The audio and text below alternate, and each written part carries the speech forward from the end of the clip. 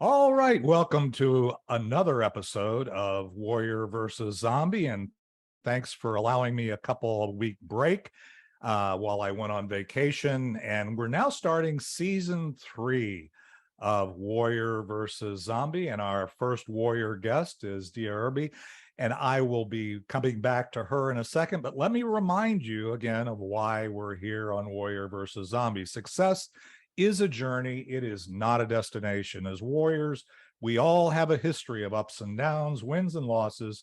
They're all part of making us who we are up to this point and provide a foundation for our path forward.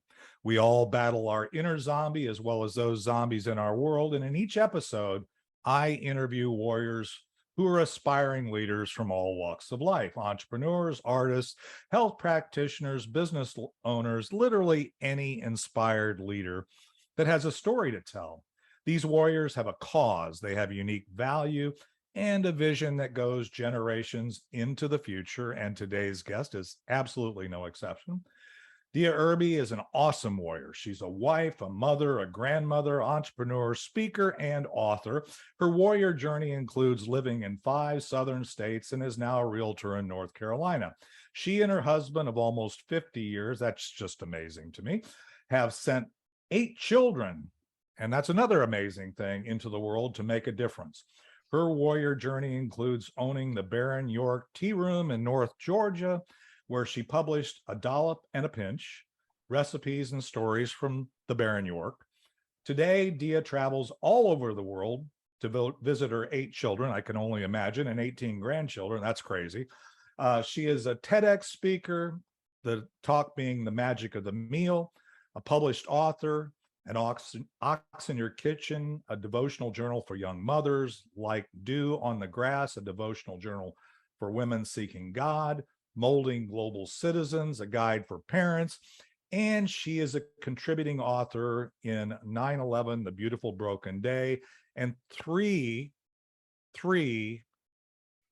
episodes or books of The Chicken Soup for the Soul, which is, again, a great series. She is the queen of self-reinvention and has stepped out into new adventures about every decade of her journey. Dea Irby, I'm exhausted just doing the introduction. Welcome to Warrior versus Zombie. How are things in North Carolina today? Things are pleasant.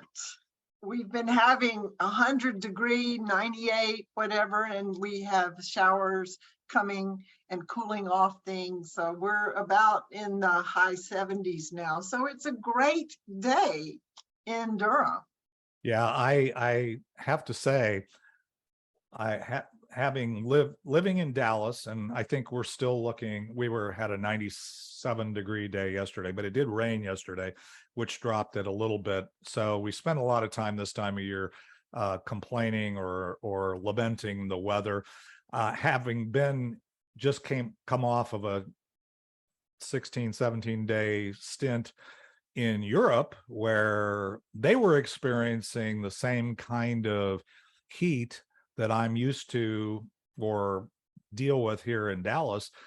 I learned to appreciate the thing that I think, both enjoy here in the US, which is great air conditioning. And in Europe, they don't deal with that. So wanting to have it be 69 degrees while you sleep is not even a possibility, even in very nice hotels or places to stay. And so anyway, I was realizing how blessed I am to have the air conditioning. And that's a beautiful thing. Well, anyway, so the weather's good there. Well, there is a saying, and I discovered what they mean by it. If you don't like the weather in North Carolina, just wait 30 minutes and it will be, you do get to experience all the seasons, but sometimes that's all in one week. 98 degrees one day and snow and another day of the week. Yeah, that's actually a pretty common statement here in Texas as well. Is just if you don't like the weather, just wait a little bit. It is kind of a slog through a lot of times during the summer. Let me ask you this. I'm curious, and I know we probably won't get into it, but I'm still having 5 kids myself, which I feel like is kind of a thing. You have 8 children and 18 grandchildren. Um, just out of curiosity, where in the world are they all at? Can you list off to me geographically where they are? I normally don't do this, but I'm fascinated by 8 children, and normally Right. I have people Same that have more. husband, same body. Yeah, and that's the thing that really amazes me is you've got to be a warrior just with that alone. Listen, yeah. Now they are somewhat gravitating home, but our oldest daughter got married, moved to Brazil. She and her husband were there for 10 years. So those 3 grandchildren are dual citizens. Then my son and his family of 5 recently, well, when COVID happened, they moved back to the States from Sarajevo, Bosnia after 11 years. And he had spent 2 years in Croatia before getting Wow. married, coming to the States, getting married, and then moving to Bosnia.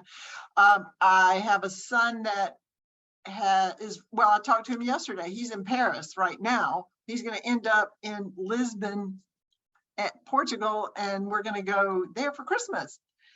And then I have a daughter and her husband that taught at an English speaking boarding school in northern India. And I have a son who spent a year at Beijing Normal University. I don't know, they have an abnormal one, but that's the name of it. And he spent a year at Osaka University in Japan. But he fell in love with this Japanese dish called okonomiyaki. It's a street food that's like a savory pancake. And he has opened, after 4 or 5 years of having a pop-up restaurant, he has opened a Japanese restaurant, Okeyaki, in Atlanta, Georgia, where it's highly popular and successful. Awesome. And let's see, a daughter that's going to be moving to Turkey eventually, but who knows where she's ever been.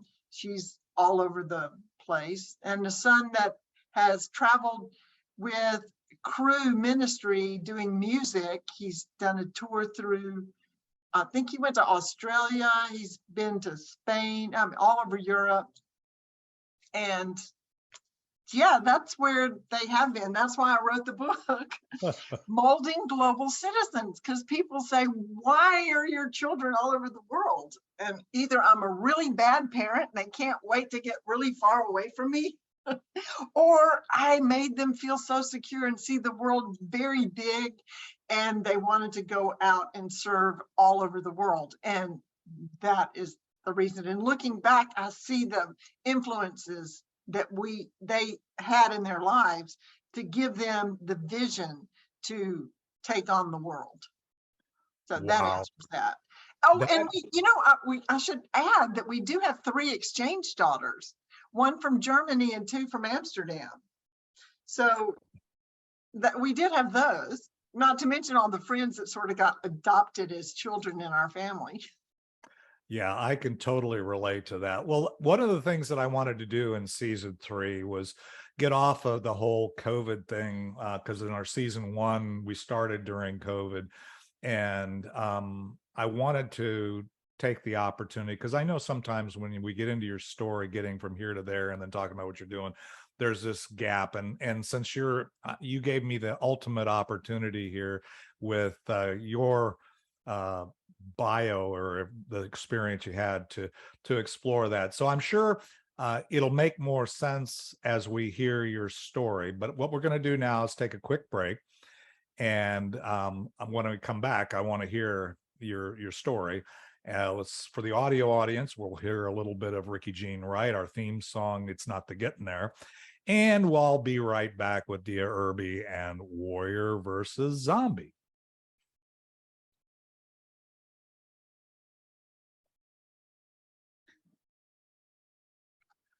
All right, we're back. And Dea, you've already given me so many things. We might have to have another episode just to explore some of these things about raising global citizens and that kind of thing. After my experience with having my whole family pretty much in another country and then scattering to various parts of Europe while we all kind of made our way back to DFW. It gave me a kind of some insight into maybe some things you've got a lot more experience with. But anyway, let's not go there. Let's talk a little bit. I want to hear about how you got from where you started. And obviously, you've got a lot of story to tell, but from where you started to where you are today? Share that with our audience. Well, starting off, I tell people I'm from South America.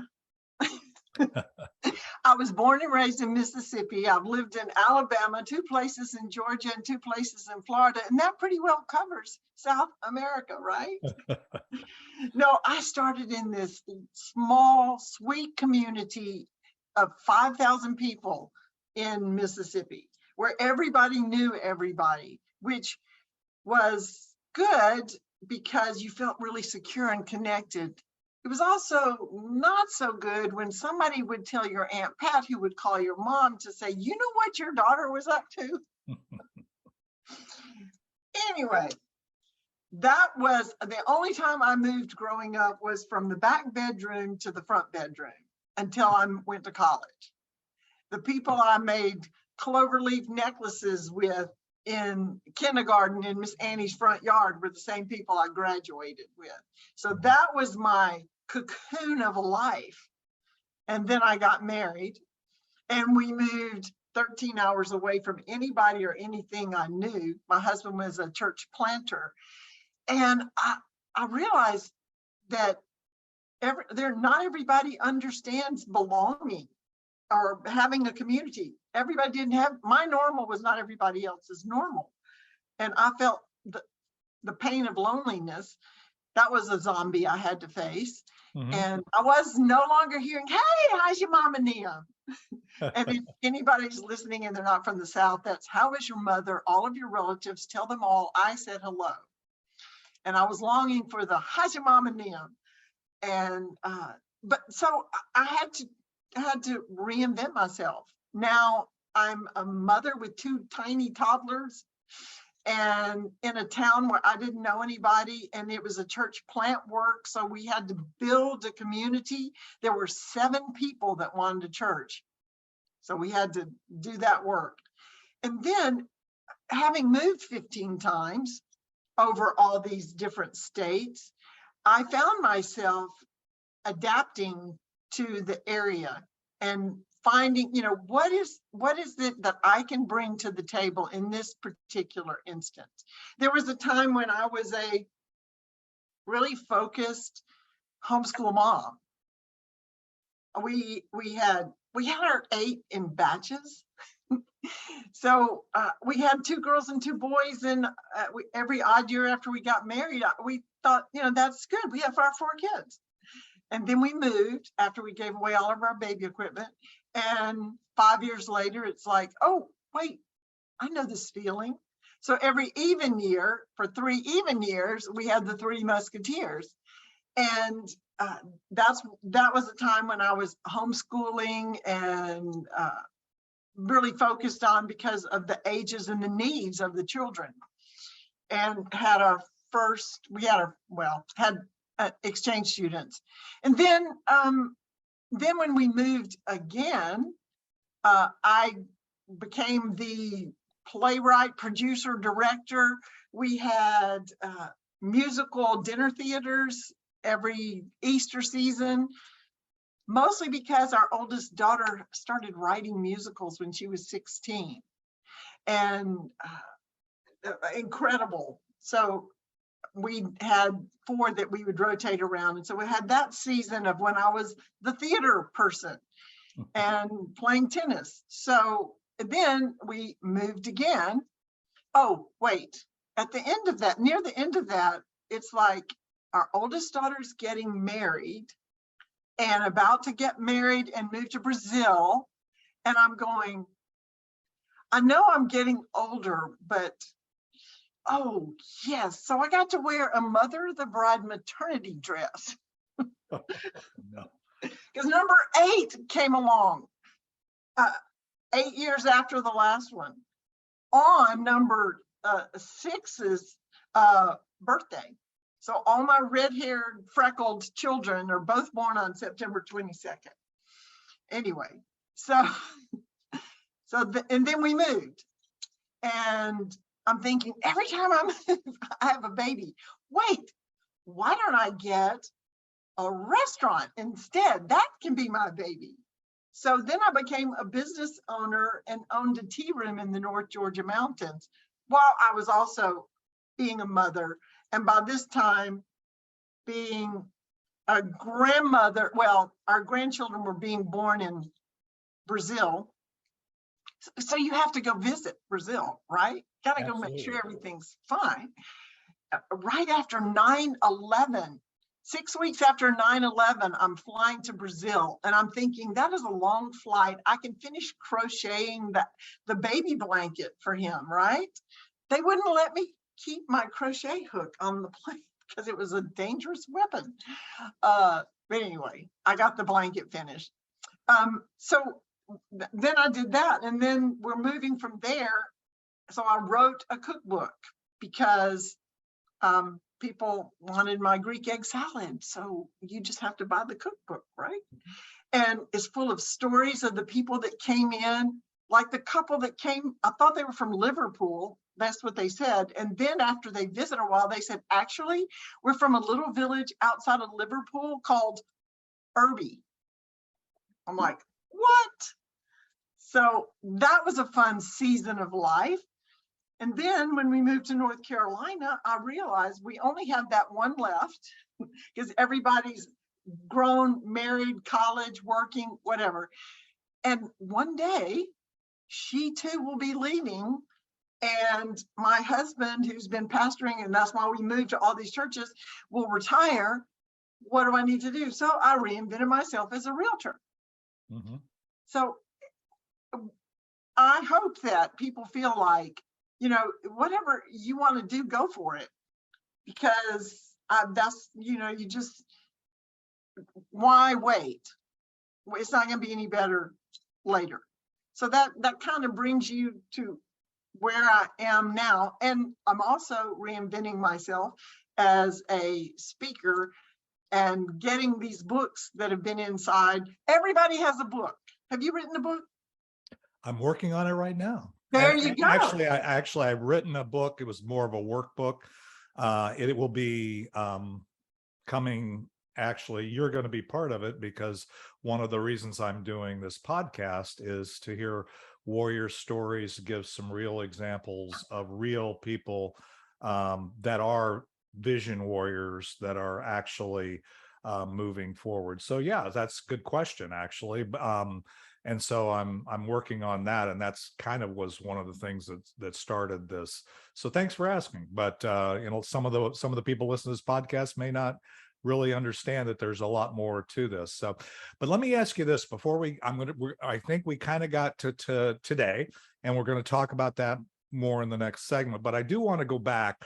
So I heard a lot of what people could see, and we talked about this as we were talking about the show, and 8 kids over all that time, homeschooling, doing these things, and yet continuing on in your role, not only as a mother, a teacher, now a grandmother, all those things. A lot of those could be zombies that could stall or stop a lot of people. Any other challenges you had mentioned? I mean, there are things that come into our lives and we look back and say, man, if that had have happened. Is there any kind of those kinds of things that you've experienced? Multiple. I'm processing quickly, flipping through all those memories All the examples, right? in my stories. With 8 children, like, okay, you take 3 cars to church, right? Because you have the older driver child, and then you want to make sure that everybody, you know, do you have, and you're transporting 10 people to a locate. Well, we only had 9 at that time, but one of our children, I thought, my husband was taking to church, and he thought I was taking to church, and he's like still sucking his pacifier, wearing diapers, and he did not end up at church a mile down the road.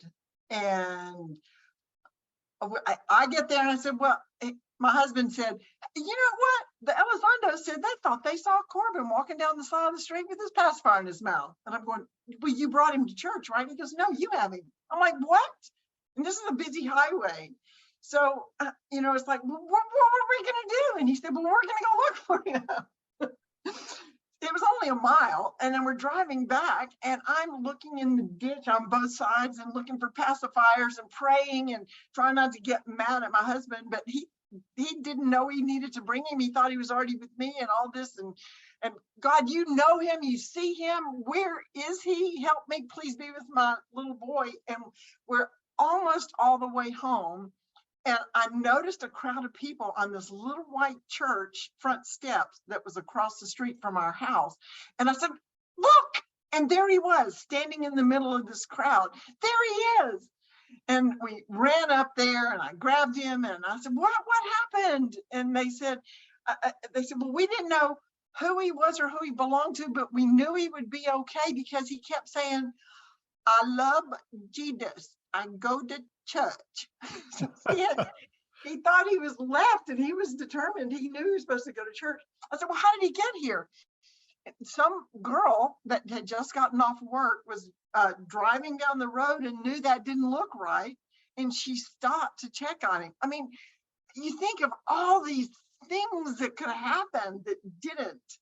And she said, where are you going? What's going on? You know, what's your name? And he goes, I love Jesus. I go to church. So she looks around and sees the church and took him there, and nobody knew him, but she knew he was safer there than whatever she could do with him.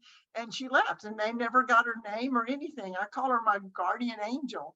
But things like that are challenges. Or the time, like, we were supposed to move to Port Gibson. My husband was taking a break from pastoring. He was going to be the athletic director for a military boarding school. So he already moved there, and I'm still at home, selling the house, homeschooling, 3 kids still at home. And we finally get the house sold. He brings a moving van for us to move. And he said, so guess what?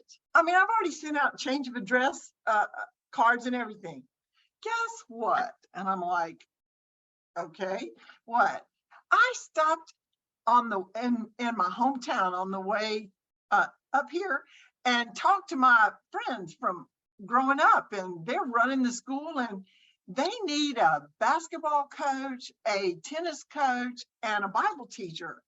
And we're not moving to Port Gibson, we're moving to Morton. So that was a zombie that I had, you know. But you know, if you realize life is an adventure, and then that somebody else knows what's good for you and what the future is for you, then you just go with it. Because that old saying, I don't know the future, but I don't know what the future holds, but I know who holds the future. I love it. And those are, or the time I lost was he 11? On a snow-covered volcano in New Zealand. Oh no. He was too big to stay on the bunny slopes. So he got himself on a ski lift and went to the top of the mountain. And we couldn't find him. And they had to go on a search to find him. We did find him. But just, you know, the everyday little challenges. I tell you, I've just had to, there's an old song called Put Your Hands in the Hands of the Man That Walk the Water. Yeah, or walk the water. Calm the water, whatever, calm the seas.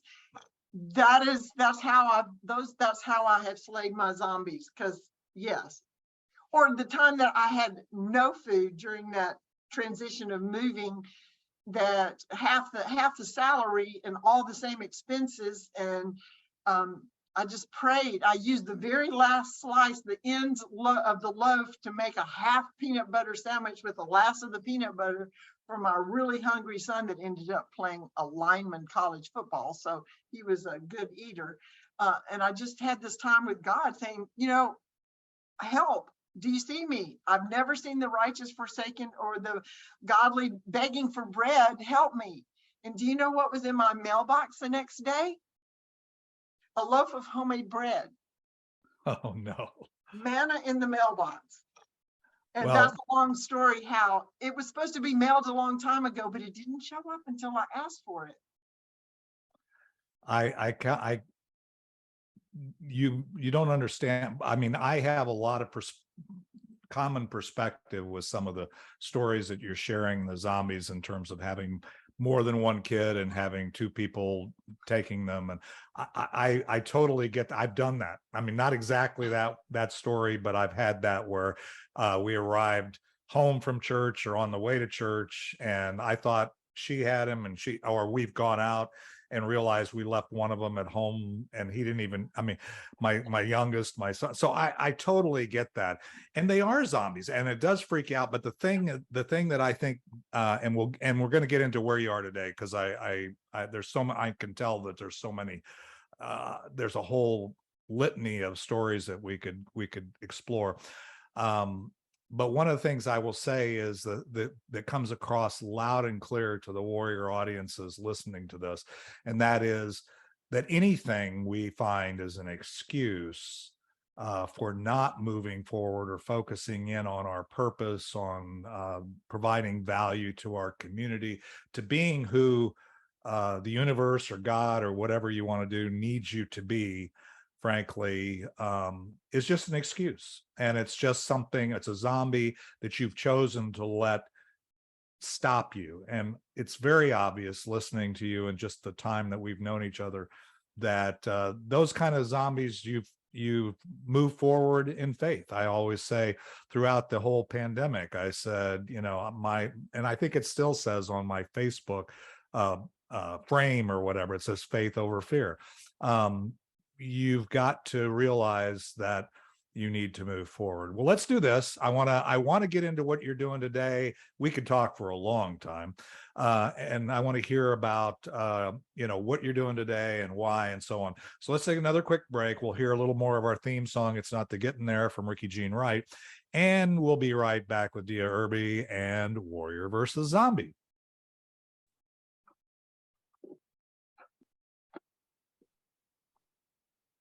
Wow.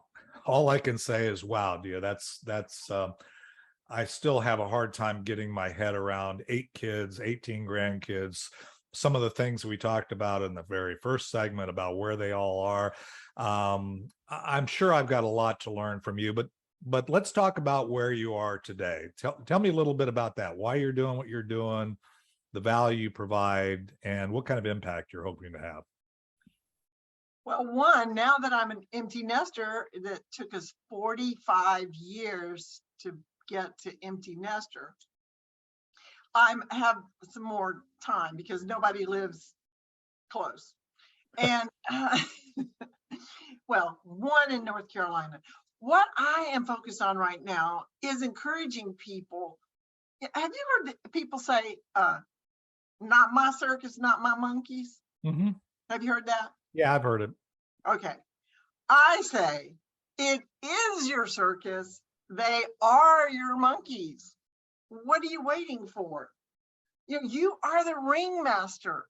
You be the person to reinvent yourself, or, do whatever it is. Is there something that you've always said, well, one day I'm going to go on a cruise, or one day I'm going to get in shape, or one day I'm going to write a book, or one day, what are you waiting for?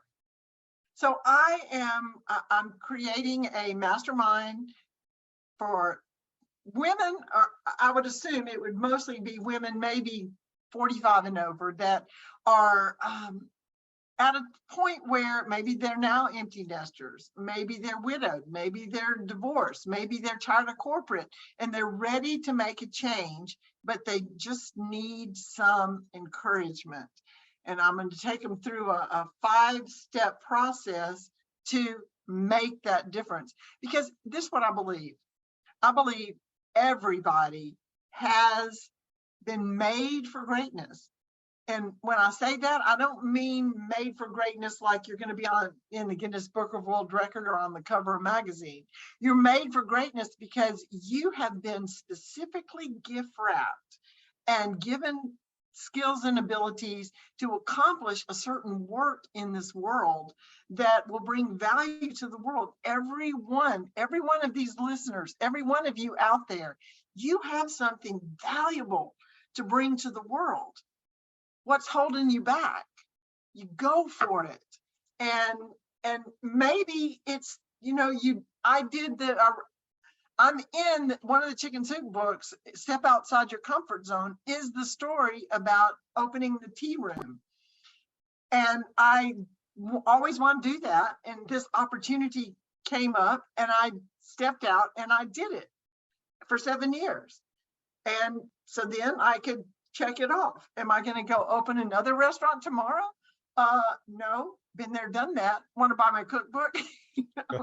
So you have all these things you're supposed to do that you're made to do. And when you're doing those, you are in your zone. It's something natural. It's something you enjoy. It's not something that's a chore because you were made to do this. You're that puzzle piece that fits in that hole in the big picture that none of the other pieces can fill. So, as Judy Garland says, why be a second-rate version of somebody else when you can be a first-rate version of yourself? You are valuable, you're made for greatness, and you matter. And I'm here to encourage and work with you to get her done.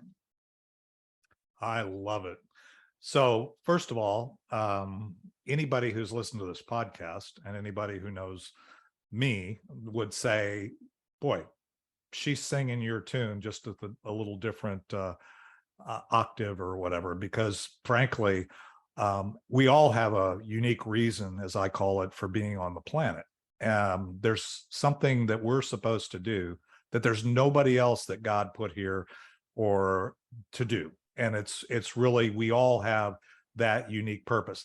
Actually, when we take time to contemplate and stay and get in touch, what you're saying is so true. Is it's obvious. You'll know. And that was my vision challenge, was a lot of helping people remember, or and you can get really caught up in the things, the zombies of today or the world that you're going through, and lose sight of why you were put here. The other thing is, we all have a unique value. We all have things that we can do that nobody else can do. The people around us know it. They see it. You have a superpower. You don't, and you need to know what that is. And then the third thing is, if anything were possible, these are the 3 components of the vision challenge. What kind of impact, or what would your ideal day look like in the future? The reality of it is everything is possible. There is no, I believe that everything is possible. So taking that purpose, taking that value and applying it is exactly what you're saying. And it doesn't, by the way, just apply to women. Men have the same challenge. We all have that. But I understand that you've got a story that could really, just listening to you talk, getting to know you a little bit here, you have something that you eliminate just in who you are and the journey you've come from and what you've already done and what you're looking to do. All the excuses, right? I mean, we all talk in language of imperatives. That's when you say, I should, I could, I wish, no, we all have, just like you said in your story, and just like you said here, we all just need to start moving forward. Just take that first step. Remember why we're here, remember the value you provide, and go forward. So I love it. I totally love it. Well, anything else before, because we're going to come back and I want to make sure there's so much we could take away that we distill it down to, if we take away anything, what would it be? But what else what is the impact you would hope to have? I hope to have people feel like they are fully manifesting or fully being or offering to the world what they were made to offer. And it will bring you joy if you're doing that, because just like, I don't know, you go by the owner's manual and it says to put a certain kind of gas in your car, don't use water, don't use Coke, whatever, and it runs better. If you are going by the plan that's for you to go where you're supposed to go, do what you're supposed to do, impact the people. They're waiting for you. And I would hope that I could work with people to get them to that point. And also, the made for greatness is just part of a whole plan of knowing that we need to belong to each other. We need to understand human belonging. So I'm on a mission about that too.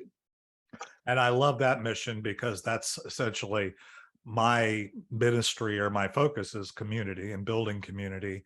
And it's why the Richardson Play Networks, by the way, you'll be doing a mastermind there in a few weeks, and I'm looking forward to that. So anybody that really likes what we're hearing here ought to tune into that show. It'll be on the Be Connected platform as well as on our YouTube channel, and you're welcome to join. But let's do this. I want to take a quick break, and I want to come back, and we could talk forever, but we're running out of I'm sure people could listen forever too, but we're going to come back, and I want to make sure we take away what you'd like us to take away, and then hear how we stay in touch with you. So with that, let's take the final break. We'll come into what I call the Land to Plane segment of Warrior versus Zombie, and we'll hear a little more from Dea Irby, and after we hear a little bit of Ricky Jean Wright.